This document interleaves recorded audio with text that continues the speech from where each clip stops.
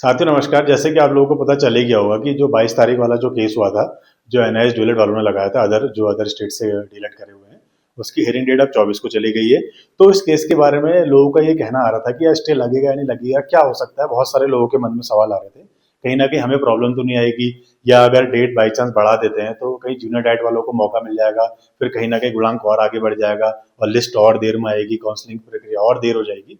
तो कहीं ना कहीं इस चीज को लेके कईयों के मन में सवाल आ रहे हैं। देखो, दावेदारी अभी कोई निश्चित नहीं है, हम कुछ नहीं कह सकते कि कुछ क्या है कंफर्म। तो मेरे हिसाब से तो ऐसा है कि स्टे लगना भी बहुत मुश्किल है, क्योंकि कहीं ना कहीं देखो, भर्ती में फॉर्म भरने का मौका सबको मिला था।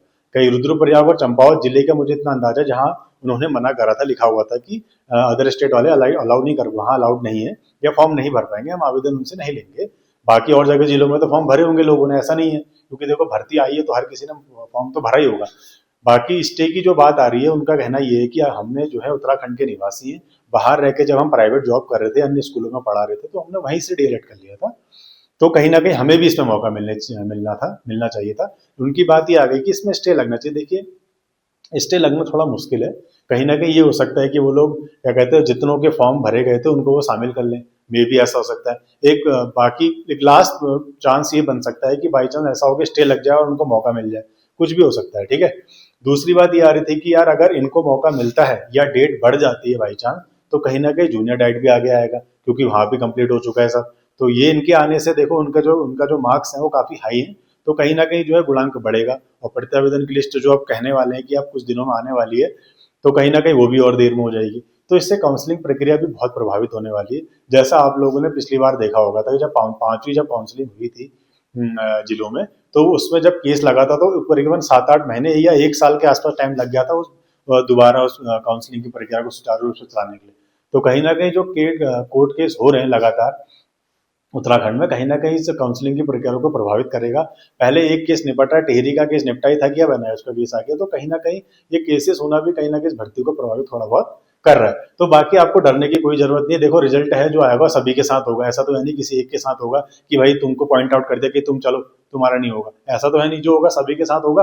तो थोड़ा वेट कर लीजिए, अब 24 तारीख को कंफर्म हो जाएगा कि क्या है। बाकी उन्होंने राज्य सरकार से मांग रखे हैं कि आपने किस बिहाफ में उनको ऐसा ऐसा कर रखा है, उनसे सारे डॉक्यूमेंट्स मांगे गए हैं। उसके बाद चेक होने के बाद ही पता चलेगा कि स्टे लगने वाला नहीं लगने वाला। से मुश्किल है कि स्टे लगेगा। बाकी देखते हैं क्या प्रक्रिया होती है, वो तो सब जज पे डिपेंड करता है, हम थोड़ी है जज, भाई पे डिपेंड करता है वो लोग क्या करते हैं।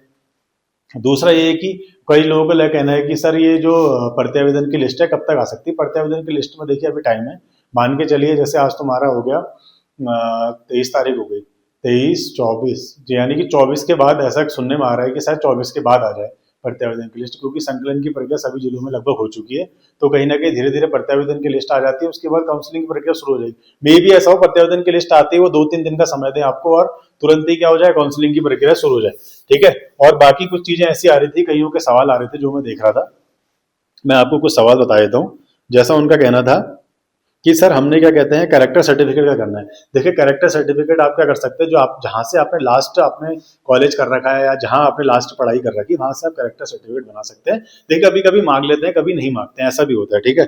दूसरा सवाल ये आ रहा था कि सर हम लोगों ने क्या कर रखा है, हाँ, कईयों ने ऐसा सवाल आ रहा था कि सर हमने सीटेट का जो है वाली मार्कशीट लगा रखी है, क्या कहते हैं जो डिजी लॉकर से निकलती है। देखो, कोई दिक्कत नहीं होगा, डिजी लॉकर की भी लगा सकते हैं। ठीक है।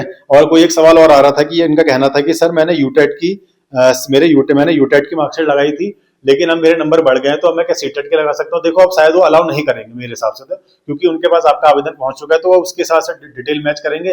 बाकी वो उन पर डिपेंड करता है, क्या पता वो चेंज कर दें, मेरे हिसाब से तो नहीं करेंगे।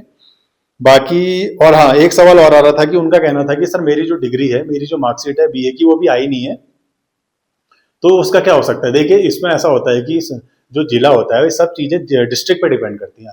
डिस्ट्रिक्ट क्या करेगा, आपको काउंसलिंग के लिए बुला लेगा, वहां पर सारी चीजें वो सब कुछ आवेदन चेक करके आपका ठीक कर देगा, लेकिन वो बाद में वो आपसे ये कह देगा ये चीजें हम पे डिपेंड नहीं करती। जो उच्च अधिकारियों के पास जब आपके पास आवेदन जाएगा, तो वो आपसे जवाब मांग सकते हैं, हमसे जवाब मांग सकते हैं, फिर हम उसके बाद निरुत्तर हो जाएंगे, क्योंकि हमारे पास आपने हमको प्रोवाइड नहीं करा, तो हम उनसे क्या बोलेंगे। तो बाकी सब डिपेंड करता है, जो उच्च अधिकारियों के पास आपका जो आवेदन आगे बढ़ेगा, तो वो क्या करते हैं, उसको निरस्त करते हैं या आपको मोहलत देते हैं। ठीक है। बाकी और क्या आया था कि हाँ, एक सवाल ये आया था कि सर एफिडेविट हम काउंसलिंग के दिन बना सकते थे। काउंसलिंग के दिन बना के क्या करोगे, आप काउंसलिंग अटेंड करोगे या एफिडेविट बनाओगे।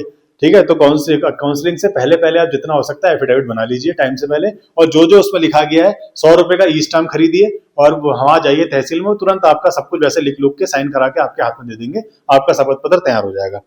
बाकी एक का सवाल आया था किस तरह से 100 प्रमाणित किससे करवाना है। 100 प्रमाणित आपसे करना है। 100 प्रमाणित का मतलब ही होता है सेल्फ अटेस्ट, यानी कि खुद से साइन करने हैं अपने कागजों को, ठीक है। और क्या सवाल आ रहे थे, और एक सवाल आ रहा था कि सर क्या कहते हैं, हाँ सर कह रहे थे कि ये उधम सिंह नगर में सेकंड काउंसलिंग हो सकती है। देखिए जहां उन्होंने 18 पदों के सापेक्ष, उन्होंने 18 पदों के हिसाब से कितने लोगों को बुला रखा है, 34 लोगों को बुला, तो आपको लगता है कि सेकंड काउंसलिंग हो सकती है? इन 34 में 18, हर किसी को नौकरी चाहिए उधम सिंह नगर में, या मतलब कहने का मतलब हर किसी को सरकारी नौकरी चाहिए नहीं चाहिए, तो वो क्यों छोड़ देगा अपना पद? तो कहीं ना कहीं सेकंड काउंसलिंग होने के बहुत मुश्किल है चांसेस, ठीक है। बाकी और देख लेते हैं क्या आ रहे थे सवाल। हाँ, एक सवाल ये आ रहा था कि सर ग्रेजुएशन की डिग्री नहीं आई है अभी तक। देखिए ग्रेजुएशन की डिग्री आपके पास अभी नहीं आई है, तो आप क्या कर सकते हैं, कॉलेज जाके अपना क्या कर लीजिए, प्रोविजनल बना लीजिए। आपके पास एक चीज तो देखो, मार्कशीट नहीं होगी तो आप क्या कर सकते हैं, डिग्री में आप क्या कर सकते हैं, प्रोविजनल बना सकते हैं, उसको ले जाइए, ठीक है। बाकी एक सवाल बहुत इंपॉर्टेंट आ रहा था कि सर क्या कहते हैं, मैं थोड़ी मेडिकली इनफिट हूँ तो मैं क्या करूँ, अगर मेरा नाम काउंसलिंग में आ गया तो मैं क्या करूंगी। तो आप क्या करेंगे, अपना मेडिकल सर्टिफिकेट अपनी सारी चीज ले जाके एक बार डीओ के पास जाके वहां से उनसे बात कर सकते हैं, फिर बाकी वो आपको बताएंगे कि आगे की प्रक्रिया क्या रहेगी। बाकी आप, लेकिन हाँ दूसरा ये सवाल, काउंसलिंग की प्रक्रिया में आप जिनका नाम है वही आएगा, शामिल होगा, ठीक है, क्योंकि वहाँ साइन सिग्नेचर सब कुछ होते हैं, जिनका नाम है वही जाएगा, ठीक है। और क्या आ रहा था सवाल, तो बाकी आप लोग इतना चिंता मत कीजिए, क्योंकि देखो प्रत्यावेदन की लिस्ट है अब कुछ टाइम में जारी होने वाली है, ठीक है। तो प्रत्यावेदन की लिस्ट आती है, आपको बिल्कुल भी टाइम नहीं मिलेगा काउंसलिंग के लिए, तो जितना हो सकता है आप अपने कागज अभी से तैयार कर लीजिए, और जितना हो सकता है अपने कागजों को, जो जो डिटेल्स हैं जितनी इसमें आप, और क्या कहते हैं, अभी उधम सिंह नगर की आई है ना काउंसलिंग, उसमें से चेक करके आप मिला सकते हैं कि मेरे पास क्या क्या डॉक्यूमेंट्स जो है मिसिंग हो रहे हैं और मैंने क्या क्या छोड़ रखे हैं, तो उनको आप कंप्लीट कर लीजिए तुरंत, ठीक है। बाकी बाकी और भी जो सवाल होंगे बाद में ले लेंगे, और आपके जो आपके अन्य सवाल हैं वो आप कमेंट सेक्शन में डाल सकते हैं इस वीडियो में, मैं आने वाली इन वीडियो में उन सवालों का जवाब दे दूंगा। और जो स्टे वाली जो बात है वो 24 तारीख को कंफर्म हो जाएगी कि स्टे लगने वाला है नहीं लगने वाला है। बाकी आप लोग चिंता मत करिए, कि देखो होगा जो होगा सभी के साथ होगा, क्योंकि कहीं ना कहीं देखिए जो स्टे वाली बात आ रही है लोगों को भ्रम तो मैं डाली, क्योंकि देखो कहीं ना कहीं हम लोग कब से लगे हुए हैं, आप लोग 7 नवंबर या 1 नवंबर से फॉर्म स्टार्ट हो गए थे भरना, कहीं ना कहीं मानसिक उत्पीड़न तो हो ही रहा होगा इंसान के दिमाग में, थोड़ा टेंशन तो आती है ना कि यार यहाँ ऐसा हो रहा है, कभी ऐसा हो रहा है, कभी वैसा हो रहा है, कहीं ना कहीं मानसिक दबाव तो है ना उस अभ्यर्थी के अंदर जिसको नौकरी चाहिए। तो हर कोई परेशान है, क्योंकि टाइम तो लगता है। आप सोचिए ना, जब पुराने टाइम पे, इससे पिछली वाली भर्ती में जब 7-8 महीने लग गए अगली काउंसलिंग होने में, पांचवी काउंसलिंग, तो उनके साथ क्या बीता होगा, सोचा कभी आपने? तो कहीं ना कहीं थोड़ा देखो, हो जो भी होता है वो सभी के साथ होता है। अगर एक ही बंदे के साथ हो रहा होता है तो अलग बात होती है, यहाँ सभी के साथ हो रहा है तो वो पच जाता है। तो बिल्कुल इतना चीज को लेकर टेंशन मत लीजिए।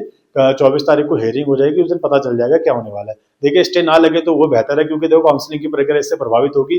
जहां अभी काउंसलिंग प्रक्रिया जनवरी में सब संपन्न हो जाएगी, वो आने वाले फरवरी मार्च से चली जाएगी। पहली काउंसलिंग अभी हुई नहीं, सेकंड काउंसलिंग न जाने कब होगी।